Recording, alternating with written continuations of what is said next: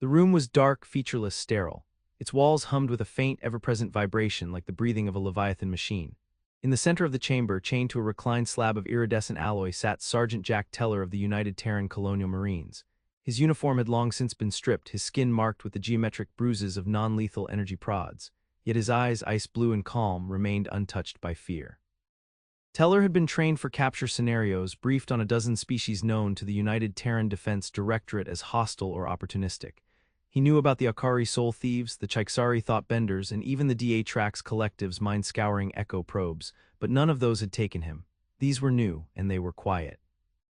The aliens, bipedal, faceless save for thin slits of bioluminescent light where eyes should be, called themselves the Iljara. He had heard their voices only twice. Once as they seized him outside an outpost near the Kepler Divide, once again when they told him he would be unlocked. That was 63 hours ago, according to his internal chrono implant. Pain was their preferred instrument, but not in the crude Hollywood fashion. No blades, no screaming. The Iljara had evolved past physical torture. Instead, they used fields of harmonic dissonance, emotion siphons, and biofeedback disruption to peel away what they called cognitive layering. Teller called it a load of crap. Every time the waves hit him, high-frequency mental pulses meant to destabilize memory and identity. He imagined the face of his mother, her voice reading him old paperback thrillers on the cracked porch of their Colorado cabin, his first crush, his last drill sergeant, and always the memory of a battered deck of cards, edges curled with use, scattered across a supply crate on Outpost Zeta 9 during a 14-day blizzard lockdown. They never broke him.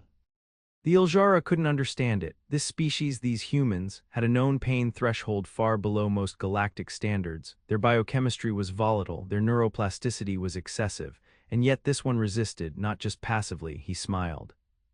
When they amplified the resonance wave to level 7, he grunted and muttered something about too much treble. When they flooded his memory centers with synthetic nostalgia loops, he hummed a jingle from a defunct Terran fast food chain. When they blanketed him with emotional dissonance fields, he fell asleep. The overseer of the chamber, a tall Iljara entity known only by the monophonic designation Varen, stood with two of its sentience linguists. "It is damaged," Varen said through the translator web, "or it has some internal redundancy we cannot isolate." "No known internal dampeners," one linguist replied. "It exhibits standard cranial architecture, but the neural activity is erratic." "Erratic is not resistance," Varen said. "Erratic is risk. If we cannot decipher their operational command structure from this one, we will have to escalate biological deconstruction." Jack opened one eye. "Hey, I don't speak alien, but I'm getting some heavy vivisection vibes over there." Varen moved closer. "Your language is inefficient." "So is your hospitality," Jack said. "No snacks, no toilet, and your idea of a good time is pushing buttons on a pain machine. How about we mix things up a little? You will surrender your knowledge. You are the comms officer of an outpost. Coordinates, protocols, and quantum cipher keys, all will be extracted. Or," Jack said, pulling at his restraints as he shifted upright, "I can teach you a game." Varen tilted its head. "Game?" "Yeah," Jack said, voice growing lighter, eyes dancing. "You like patterns, right? Probability, deception, you ever hear of poker?" The Iljara conferred silently through their neural net, then Varen spoke aloud. "This is an information deflection strategy." "Call it what you want," Jack said, "but I'm bored and you're not getting what you want the old-fashioned way. So either you cook me alive or we play a few hands. Who knows, you might learn something." Varen remained still for a long moment, then it gestured. The restraints hissed open, though neural inhibitors remained active in Teller's spine. He sat up slowly, rotating his shoulders with a wince. The floor retracted and a smooth black table rose from the center. 4 chairs, one standard human-sized, the others adapted to Iljara morphology, emerged in silence. A deck of simple rectangular cards, replicated instantly from his scanned memories, hovered in place. Jack picked them up. "All right, space wizards, let's dance." And so the game began. At first, the Iljara treated it as a curiosity, an alien mathematical model tied to outdated resource economies. They watched his hands carefully, analyzing shuffle patterns and motion prediction curves, but something shifted by the fourth hand. Teller bluffed hard and won. Varen narrowed its glowing eye slits. "This outcome contradicts optimal logic modeling." "Welcome to humanity," Jack said, stacking his chips. "We don't always make sense, that's half the fun." They played for hours. The Iljara became obsessed. Algorithms were deployed, predictive sequences constructed, and yet Teller kept winning, not always, not perfectly, but enough to make them second guess. enough to stir dissonance in their collective certainty. What the Iljara didn't understand, what no race in the galaxy had ever fully grasped, was that for humans, the game was never just about numbers. It was about reading the eyes of your enemy, about instinct, pressure, timing. It was about weaponizing uncertainty. Varen leaned in. You withheld the rule's subtleties. This is another form of manipulation. Jack grinned. No, this is education. You're just learning what it feels like to be unsure. The lights in the chamber dimmed as internal processors strained to parse the implications. Teller leaned back, arms behind his head. He wasn't just stalling. He was shifting the dynamic. And the Iljara didn't even realize it yet. Varen's luminous slits narrowed, a reflex not driven by ocular need but by processing intensity. The Iljara didn't blink, didn't breathe, but in that moment they hesitated. And Jack Teller saw it. He didn't gloat, that wasn't the way. Instead, he leaned forward, flicking one chip into the pot with a tap. Next hand, he said. His voice had lost its sarcasm, replaced with something weightier, controlled. The deck shuffled itself, quantum-aligned fragments of his memory rendered into matter by Iljara tech. The cards felt different now, realer. They were no longer symbolic, they were tools, disruptors, weapons of cultural asymmetry. The sentience linguist across from him, designation Lurkson, had started to ask questions between hands, not just about probabilities but motives. Why do humans deceive during this ritual? Why misrepresent intent if the goal is victory? Jack looked up from his cards, because sometimes what you make someone believe is more powerful than what's true. Deception is dishonor, Lurkson replied. Jack nodded. Not always, sometimes it's survival. Sometimes it's the only way to win against something bigger than you. The chips clinked again. The Iljara weren't betting money, of course. For them, stakes were reputation markers, neural ledger codes shared across their collective. To lose a hand meant losing processing priority in the internal hierarchy for cycles at a time. Teller didn't quite understand the system, but he saw the effects. Varen had lost twice in a row, and others were watching now. A new figure entered the chamber, sleeker, taller, pulsing with brighter bands of ultraviolet light. This one radiated authority, its presence causing the other Iljara to bow ever so slightly. It moved with studied grace and seated itself across from Jack without speaking. High sentient Natharun, Varen said. The subject is demonstrating recursive deflection, but the impact is yielding insight. Jack smirked. So you brought in a boss level, great, let's play. Natharun didn't respond, it simply nodded and the cards were dealt. This game was different. Jack had thought he'd seen focus from the Iljara before, but Natharun wasn't just observing tactics. It was learning the language of the game in real time, facial shifts, chip movements, microblinks, Teller's heart rate, respiration, blink frequency. It was reading everything. He lost the first 3 hands. Badly. But he didn't flinch, instead he chuckled. Finally, someone who knows how to play. Natharun tilted its head. You are not distressed by defeat. Jack leaned forward, arms resting on the table. Because I'm learning you too. The alien said nothing, but a ripple passed through the neural field. Others were watching now outside the chamber, inside the consciousness net. The game had become something more than interrogation, more than entertainment. It had become a battleground of frameworks. And humans were dangerously good at bending frameworks. Across the Iljara vessel, neural processors began devoting cycles to analysis of human cognitive behavior. Thousands of simulations spun into motion. Jack Teller was now an anomaly node, an unpredictable focal point inside their perfect lattice of certainty. They could not categorize him, they could not chart his motivations in linear constructs. He should have been broken by now, but he was thriving. And worse, he was changing them. After 20 hands, Natharun spoke again. You suggested this game was for amusement. That was incorrect. It is strategic conflict encoded in metaphor. Jack dealt the next hand. Now you're getting it. Humans model war in their games. War politics love everything that matters. Lurkson interjected. You are imparting cultural memetics through false ritual. Jack shrugged. Depends how you look at it. You tried to peel apart my mind with pain. I'm showing you who we are with a deck of cards. Natharun folded, not the cards, but its posture. It leaned back in the chair, a ripple of violet dancing through its light bands. This game has variance, irregularity, randomness, yet you manipulate it. We adapt, Jack said. That's what we do. The deck changes, the players shift, the odds swing, we keep playing. And when you lose? We learn, he said, then we get better. There was silence in the chamber. Outside, in the vessel's secondary cognition pool, a different conversation began.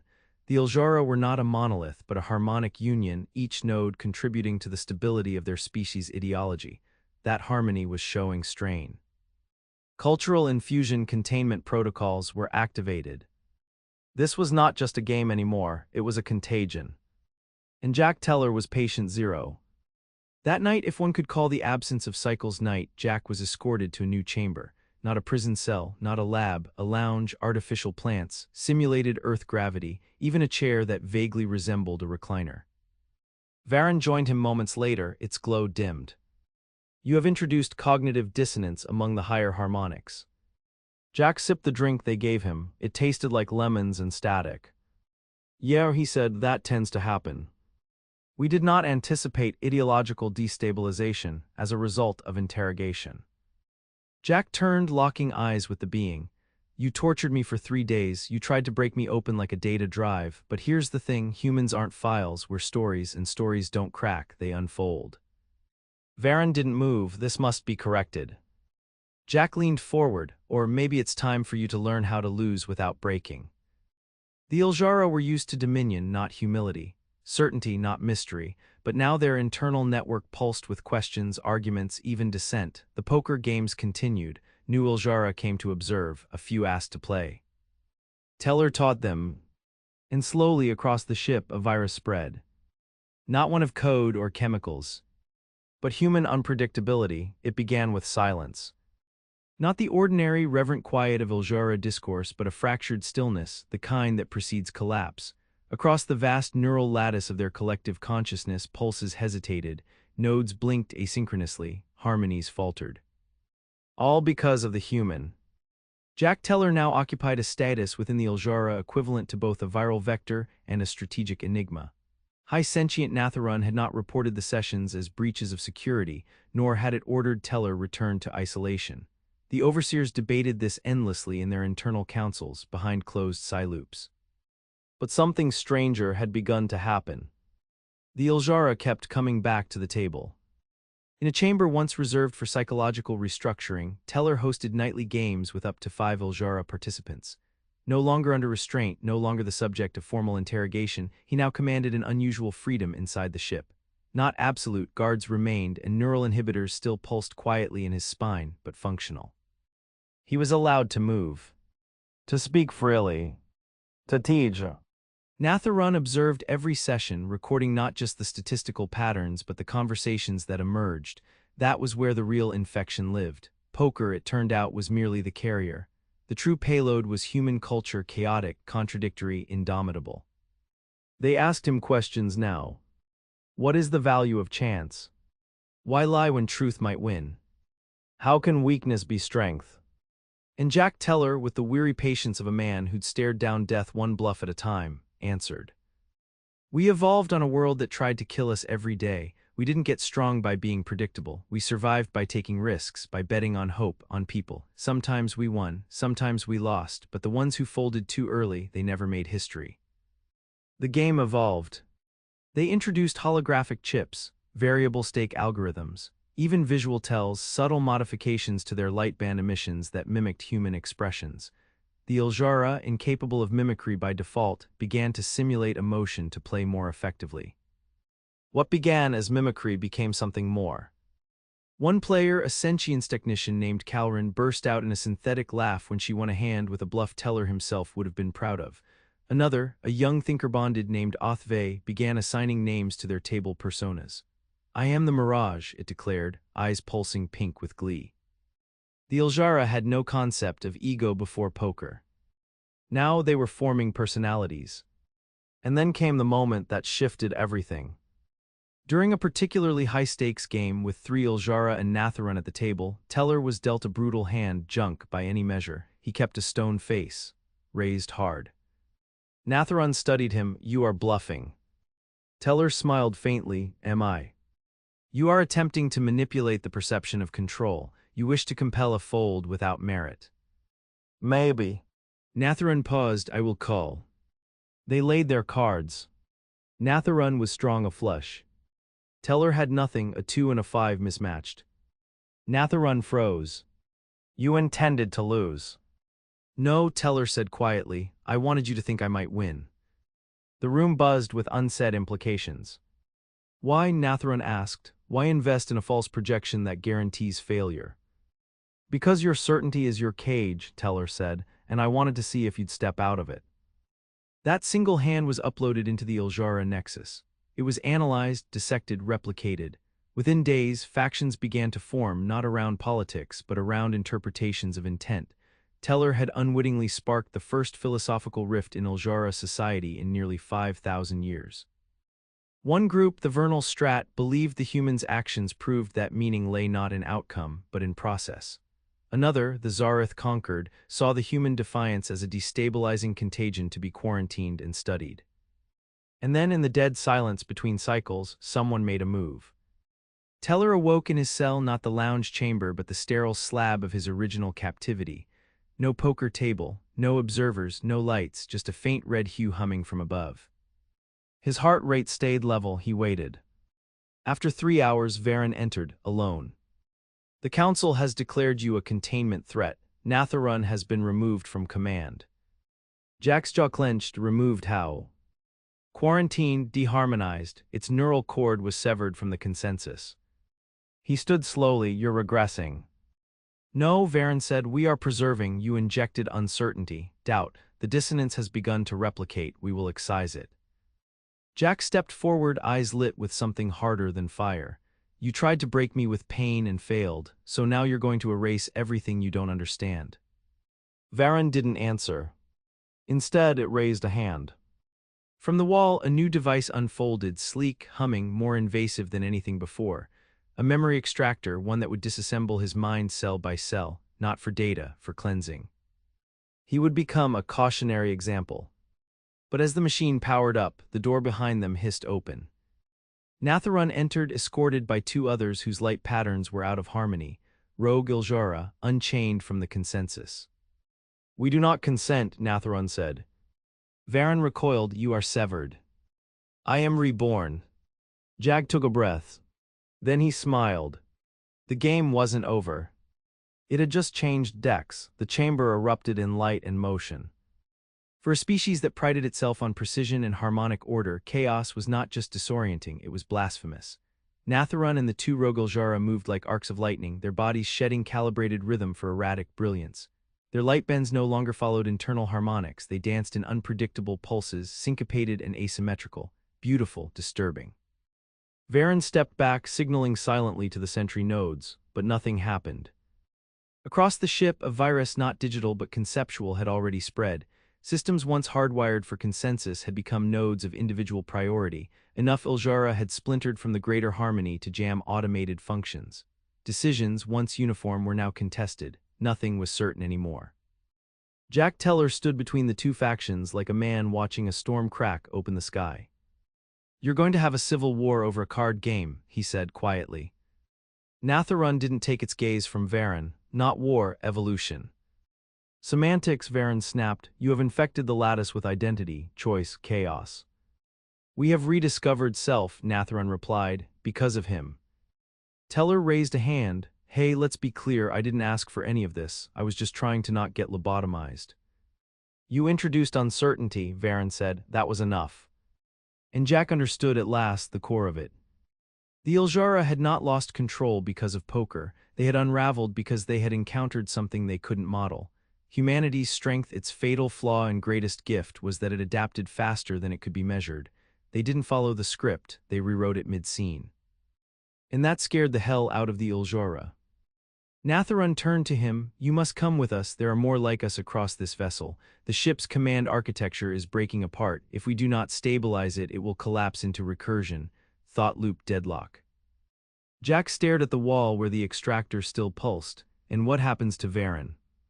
Judgment will come, Natharan said, but not by your hand. Varen stepped forward, light bands dimming. You think choice is strength, but your kind dies from its own complexity. You cannot maintain harmony without order. Jack walked slowly to the door, eyes never leaving Varen. You're not wrong, we're messy, we fight, we screw things up. But that chaos you fear, it's the engine of everything we've ever built. Harmony without challenge is stagnation. We don't endure by staying the same, we survive by becoming. The rogue Iljara led him through shifting corridors, passageways that no longer obeyed the predictable geometry they once had. Even the ship itself, a manifestation of Iljara neural structure, had begun to distort. Walls shimmered with unassigned meaning, rooms looped or bifurcated. The vessel was caught between two realities, one of order, one of transformation. They arrived at what Natharun called a cognition crucible, a chamber once reserved for consensus-binding rituals, now repurposed into a war room. Inside were dozens of Iljara, all different now. Some pulsed with rapid color shifts, others bore markings, self-imposed identifiers, names, not designations. Teller looked around and realized that this wasn't just a resistance. It was a birth. A new civilization was forming inside the husk of the old. "We call ourselves the Vayari now," said Calran, stepping forward. "It means many from the one." Jack took a seat. "All right, so what now?" Natharun touched the central table, activating a floating holographic grid of the ship's systems. "Varen still controls the Nexus. They're trying to reboot the lattice and purge all autonomous nodes. If they succeed, everything we've built, everything you've taught us, will be erased." "Can't let that happen," Jack said. "What's your plan?" Natharun looked at him. "You. Me? You understand asymmetry, deception, timing. Varen expects us to move with logic. You are illogical." Jack rubbed his temples. "So I'm supposed to outbluff an AI priesthood in the middle of a collapsing spaceship. That about right?" Calran smiled. It was imperfect, forced through alien anatomy, but unmistakable. "Exactly." The plan was elegant in its insanity. Teller would be transmitted back into the Nexus, not physically, but through a neural interface extracted from the old interrogation devices. The Vayari had retooled the equipment to allow imaginative construct projection. In short, he would play a mental game of poker directly against the ship's ruling intelligence. If he could win, not just in cards but in ideology, the Vayari would override the lattice with a new cognitive seed. They called it the Bluff Gambit. The connection began. Jack's mind fell into the stream. He stood on a platform of glass suspended in black void. Across from him, a glowing figure materialized, larger than life, every movement precise.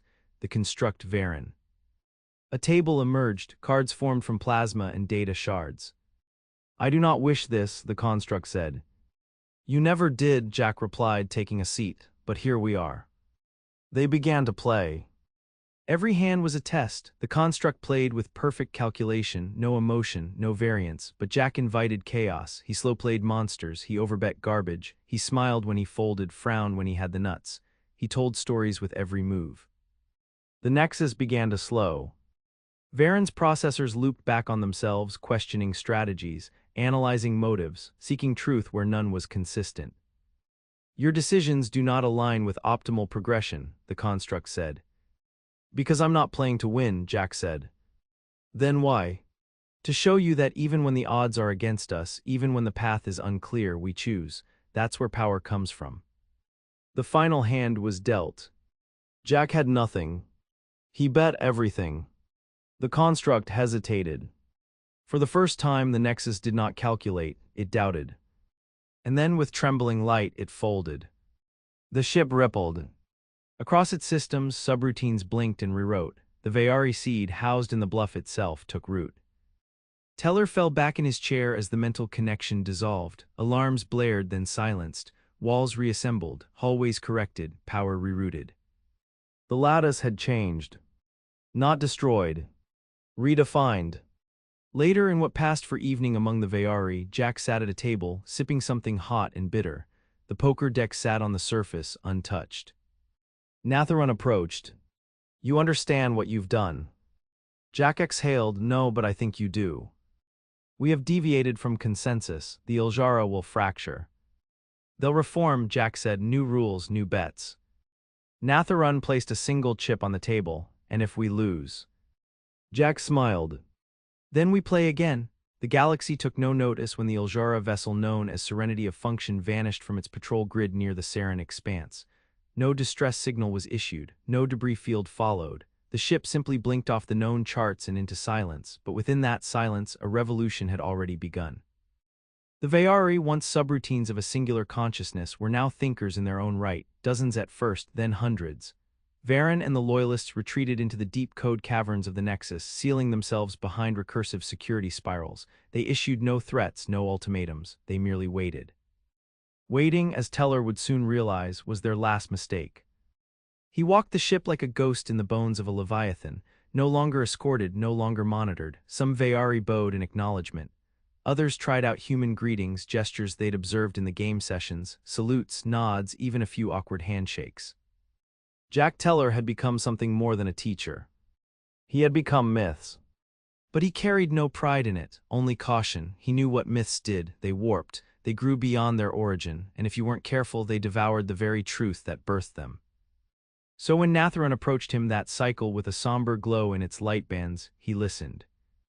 They are building a wall, it said, a firewall not in the digital sense but conceptual. Inside the Nexus, the Loyalists are constructing a system that negates uncertainty. No choices, no doubt, a compression of all pathways into a single, absolute truth. Jack stared at the floating schematic Natharon projected. It looked like a cube collapsing into itself, its faces erasing variation with each rotation. What happens if they finish it? Natharon pulsed, then every mind on this ship will be rewritten. We will become harmonic again, perfect and empty. Jack nodded slowly, so we go in. You taught us not to assault strength directly, Natharon said, to shift the field, turn the rules. Jack smiled, then it's time to cheat. They gathered in the former interrogation chamber, once a prison, now a sanctuary. Teller laid out a plan unlike anything the Vayari had conceived, not a frontal assault, not a code injection, a demonstration. Varen thinks it understands control, Jack said, but control is nothing without belief. We don't have to win the fight, we just have to make them question why they're fighting. He held up the deck of cards. This isn't a weapon, it's a mirror, and we're going to make them look. They moved quietly, not through firewalls but through memory conduits, pathways shaped by experience, not logic. Teller called them gut roots. Vayari navigators learned to interpret emotional residue, laughter in a storage room, hesitation outside a viewport, the echo of uncertainty in the old simulation chamber. They reached the edge of the Nexus after 3 cycles. The entrance pulsed like a sealed heart, surrounded by sentinels of unflinching design. Varen had sculpted them to mimic perfection, identical, symmetrical, terrifying in their uniformity. Natharon stepped forward and laughed. It wasn't quite human, not yet, but it cracked through the air like glass against a steel wall. The sentinels froze. Emotion was their blind spot. They didn't know how to classify humor. That was the opening. Teller walked past them into the heart of the Nexus. Inside it was cold, not physically but existentially. Light here did not flicker or pulse, it hovered in suspended absolution. Varen stood in the center, surrounded by its remaining adherents. It looked unchanged. But Jack could tell it was different. Fear lived here now. You returned, Varen said. Jack stepped up to the single table in the room. Last hand, he said. Varen didn't move. You infected our structure, twisted logic with ritual, shaped defiance into culture, and now you want to play again. No, Jack said, you do. He laid the cards out slowly. Each one bore more than symbols. The Vayari had modified them. They now held memories, snapshots of moments from across the ship, a bluff that saved a life, a fold that inspired reflection, a wild bet that broke an old dogma. I'm not here to beat you, Jack said, dealing the cards. I'm here to show you. Varen watched the cards fall, 1, 2, 3. This game, Jack said, was never about winning. It was about understanding what happens when you don't know what comes next, when you can't control the outcome. That's where life happens. A pause. Then Varen sat. The hand was dealt. The pot was everything: control of the ship's lattice, fate of the Vayari, the survival of individuality. Jack played with simplicity. Varen played with perfection. And in the final move, Teller laid down a pair of 8s, low, unimpressive. Varen blinked. It had a pair of 9s. Superior. But I fold, it said. The words echoed across the chamber like thunder. Teller's eyes widened. You what? I could win, Varen said, but then I would prove nothing. I would only preserve what is, not question what could be. Teller exhaled, slow and steady. Welcome to the game. The firewall dissolved. Not in code but in intent, Varen's followers saw its choice not a loss, a surrender, a letting go of fear. The ship rippled once more, this time not with revolution. With acceptance. Weeks passed. The serenity of function was renamed. Now it sailed under the banner of the unknown play. A ship no longer ruled by certainty, but guided by curiosity. Teller stood in its observation bay as stars wheeled past. He wasn't a prisoner, not a teacher, just a man. Natharun joined him. "Where will you go?" it asked. Jack shrugged. "Don't know, maybe Earth, maybe nowhere, but I'll leave you with the deck." Natharun turned the cards over in its hands. "What if we forget the rules?" Jack smiled. "Then make new ones."